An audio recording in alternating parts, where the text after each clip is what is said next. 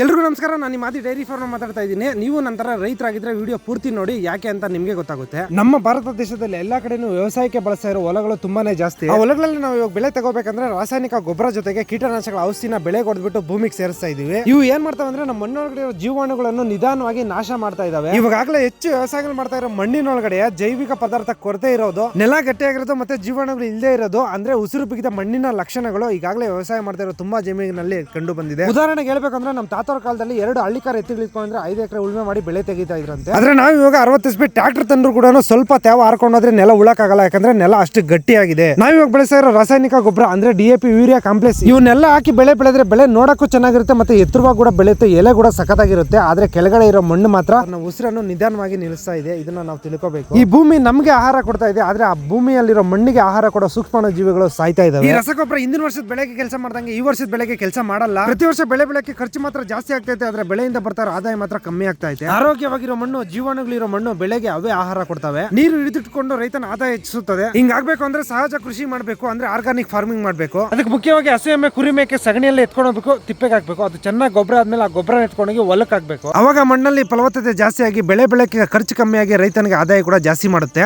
ಭೂಮಿಗೆ ರಾಸಾಯನಿಕ ಗೊಬ್ಬರ ಕೊಡೋದನ್ನ ಕಮ್ಮಿ ಮಾಡಿ ಜೀವಾಣುಗಳನ್ನು ಮತ್ತೆ ಮಣ್ಣಲ್ಲಿ ಜೀವಿಸಲು ಅವಕಾಶ ಮಾಡಿಕೊಡಿ. ಜೀವಂತ ಮಣ್ಣು, ಜೀವಂತ ಕೃಷಿ, ಜೀವಂತ ಆದಾಯ ಅರ್ಥ ಮಾಡ್ಕೊಳ್ಳಿ. ಈ ವಿಡಿಯೋ ಎಲ್ಲ ರೈತರಿಗೂ ಶೇರ್ ಮಾಡಿ. ಅಂದಂಗೆ ಇವತ್ತು ಇಷ್ಟೇ.